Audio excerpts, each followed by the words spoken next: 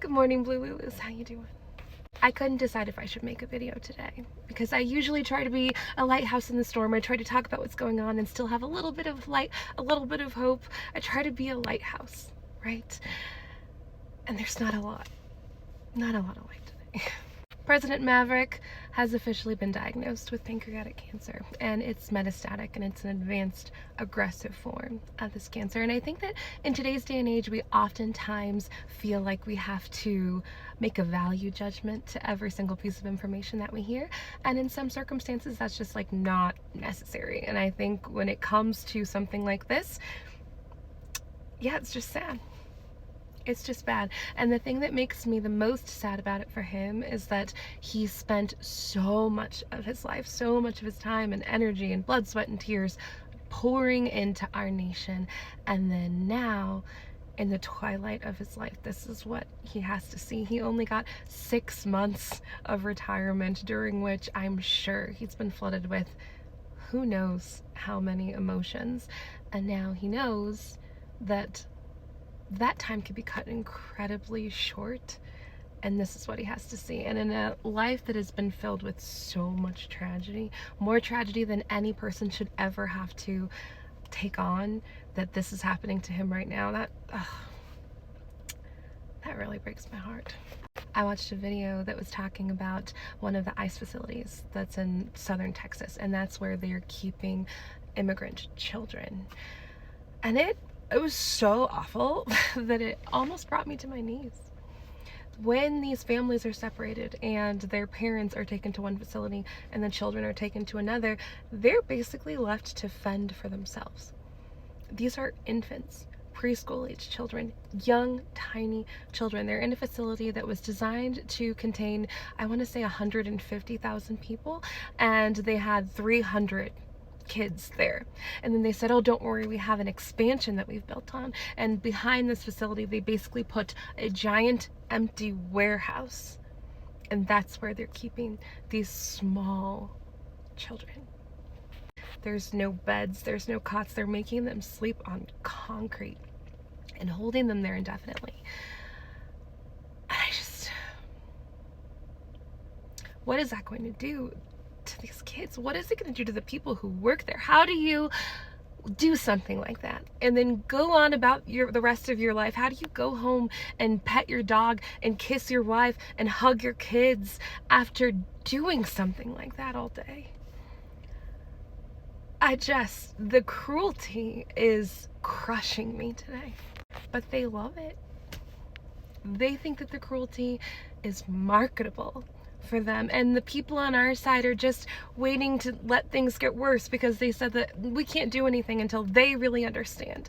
They really understand the gravity of their decisions, and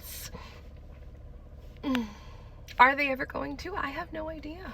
There's been a lot of drama over here on the left side of TikTok because of the Unf America 2.0 live that happened over the weekend, where basically Mercedes Chandler and Z wanted to platform some liberal creators and some right-wing creators, and Good Trouble got on there, and he was really upset about one of the right-wing creators, Ray Ray, because he is objectively Ray Ray. And he showed one of the videos that he's made that was so gross, so terrible. The fact that that video was able to survive and my videos get throttled for just like telling the truth is incredibly frustrating. And he basically said that we should not be able to platform people that are this awful, and you're basically enriching them by having them here on your platform, and that we're making things worse by equalizing what we're talking about with what they're talking about, right? And I think that there's a lot of truth to that. Like, I love Good Trouble. I think that he's an excellent example of somebody on the left using a lot of masculine energy. I think that the left particularly is lacking a lot of masculine energy, and when people are afraid and they feel like they're under attack, masculine energy is what you want. Like, you want to feel protected. You want to feel like somebody is here to fight for you, and he does an excellent job of that, and we need him. I also think, though, that you would have a really hard time having a conversation with anybody on the right, anybody who's a MAGA creator who's not Ray Ray. I don't think they exist. Because at this point, the only thing that they agree on is Ray Rayness. and homophobia and transphobia. That's their fundamental guiding principle, right? So how are you going to find somebody who is outwardly talking about all of these amazing things that the Joker is doing without them being Ray Ray? Like, I know that there are begrudging Joker voters, people who just picked that because that's how they were raised or whatever, but at this point, if you're outwardly advocating for all these horrible things, then that's what you are. And I saw someone who had like made a video admonishing Good Trouble, and he's like, well, he just got on there and he called him Ray Ray. He didn't call him anything. He called out the fact that he is a Ray Ray. Calling somebody that is not like calling them a brat or calling them a sucker or whatever. Like, you're demonstrating the ways that their ideologies are. Objectively, it's not something that's like an opinion. You're not calling somebody a name, you're calling out their ideology. Just like you can't call someone a Christian. They either believe those things or they don't. You can't call someone that. It's the same thing with Ray Rayness. But what we are to do with that information, I have no idea. Because we do have to talk to people. We do have to figure out a way to reach across the aisle and get people to understand what's happening. But I understand the tolerance paradox as well, because you can't tolerate that.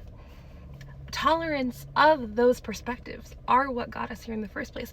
That's why there are families being ripped apart. That's why there's children laying down on concrete in warehouses. But I do know that I love you guys. I'm so proud of you for showing up every day. I'm proud of you for waking up this morning and doing what you needed to do. And I know that everything is going to be okay eventually. I just don't feel it in my heart today.